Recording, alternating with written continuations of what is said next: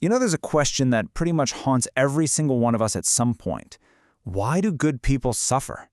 Well, in this explainer, we're going to dive deep into one of the oldest and, let's be honest, one of the most unsettling attempts to answer it, the story of Job. Yeah, this is the big one, isn't it? The whole story is built around this question we all ask. Why do bad things happen to good people? It really gets to the core of everything we think we know about justice, fairness, and just how the world is supposed to work. And what's so fascinating is that this isn't some new idea.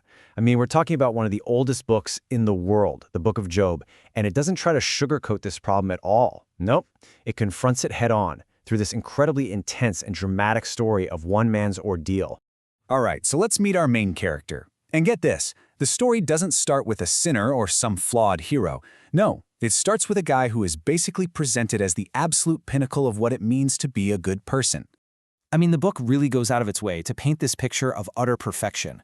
Job is described as blameless and upright. He's got a perfect family, and his wealth is just staggering. We're talking thousands of sheep, thousands of camels. He's even called the greatest of all the people of the East. So you really got to get this. He isn't just a good dude, he's the best dude. The stakes for what's about to happen could not be higher. But then, right as we're settling into this picture of Job's perfect life on earth, the story just yanks us somewhere else entirely. We're suddenly in the heavens, listening in on this cosmic conversation that Job has absolutely no clue is even happening. And, well, it's a conversation that's about to decide his entire fate. And this is where the whole conflict is laid bare. You have God pointing to Job and saying, "See, look at him, the perfect example of human goodness." But then this figure called the Satan, which is important, it means the accuser or the challenger here, he steps up and asks this really cynical question. He basically says, sure, Job's good now, but does he fear God for nothing? The argument is Job's only good because he's been blessed. So the challenge is thrown down. Take away all his stuff, and you just watch. He'll curse you to your fate. So God agrees to this test, but there's one condition. Job himself cannot be harmed physically. And with that, the accuser is off. The scene snaps right back to Job, who has no idea that his entire world is about to be completely and utterly destroyed. And devastation. It's immediate, and it is total. In a single day, a series of messengers arrive, boom, boom, boom, one right after the other. Each one comes with worse news, a catastrophe wiping out a piece of his fortune. And then comes the final, absolutely crushing blow. A freak windstorm collapses a house, killing all 10 of his children, all at once. Now, in the face of this just unimaginable loss, Job's reaction is stunning. He grieves, for sure. He tears his robe, he shaves his head, but he doesn't curse God. Instead, he falls to the ground and he worships. So at this point, you're thinking, okay, the accuser lost the bet, right? Job is held fast. But the accuser isn't finished. Not by a long shot. He goes right back to the heavenly court and says, but Job only kept his faith because his own skin is safe. So the terms of the wager are expanded, and this time Job is struck with these agonizing, painful boils all over his body, from the sole of his foot to the crown of his head. So now we're at his absolute lowest point. He's sitting in a pile of ashes, literally scraping his sores. And that's when his 3 friends show up. At first, they do the right thing. They just sit with him in silence for a whole week. But once that silence is broken, oh boy, the book totally shifts gears. It becomes this long, grueling, intensely poetic debate that actually makes up most of the story. And this slide pretty much sums up the next 30-something chapters of poetry. His friends are working from a really simple playbook, a kind of black and white system of justice. God is good. He rewards good people and punishes bad people. So, since you're suffering, Job, you must have done something wrong. Just confess and it'll all be fine. But Job, he just refuses. He doubles down on his innocence and starts accusing God of being unjust.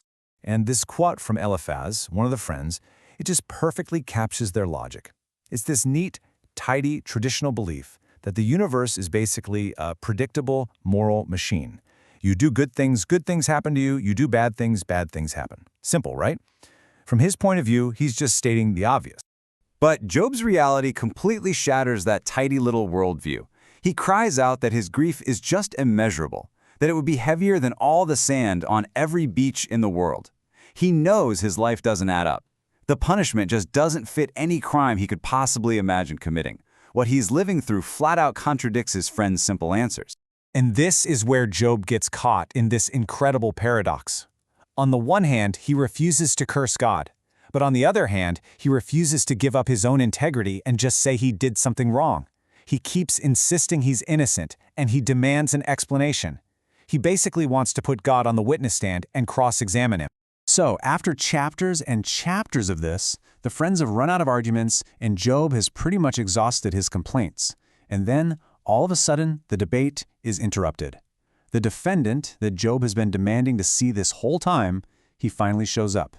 God speaks, but not in any way that anyone, especially Job, was expecting. And God's first words, they're not an answer, they're not an explanation, they are a challenge. He immediately just dismisses the entire human debate, everything Job said, everything his friends said, as words without knowledge. He is about to completely reframe this whole conversation. And here's the thing, he never explains why Job suffered. Instead, God launches into this torrent of profound poetic questions about how the universe actually works. He starts right at the very beginning, asking Job, hey, where were you when I laid the foundations of the earth? The point isn't to get an answer, of course, it's to completely humble Job's tiny perspective. And the questions just keep coming. Each one is designed to highlight just how vast and intricate and, frankly, how wild this universe is, and how it operates on a scale that is way beyond human control or understanding. You know, can you command the morning to begin? Can you manage the weather? The implication is crystal clear. Job, you are a very, very small part of a very, very large system. And really, this is the core of God's whole response. By pointing to things like constellations, wild animals, the untamable sea, he's showing Job that the universe doesn't revolve around him. It doesn't revolve around his very human, very narrow idea of justice. There's a deeper, way more complex wisdom holding everything together that Job, well, he just can't see it from where he's sitting.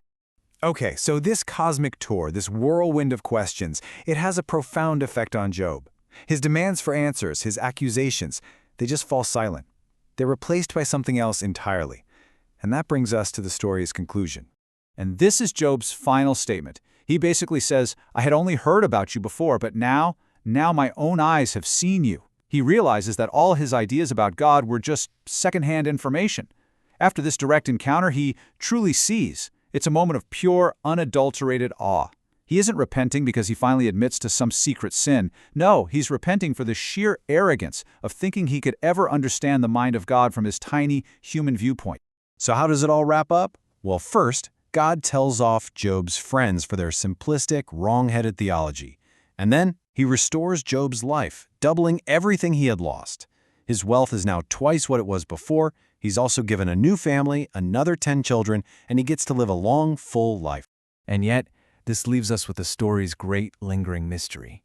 Sure, Job gets his happy ending, but that fundamental question he was screaming, why did this happen to me? It's never actually answered, not directly. He doesn't get an explanation, he gets an experience, an encounter with God. And so the book leaves us with that same challenge, doesn't it? When we're faced with a universe that is so much bigger and more complex than we can understand, is an explanation really what we need, or is it something else entirely?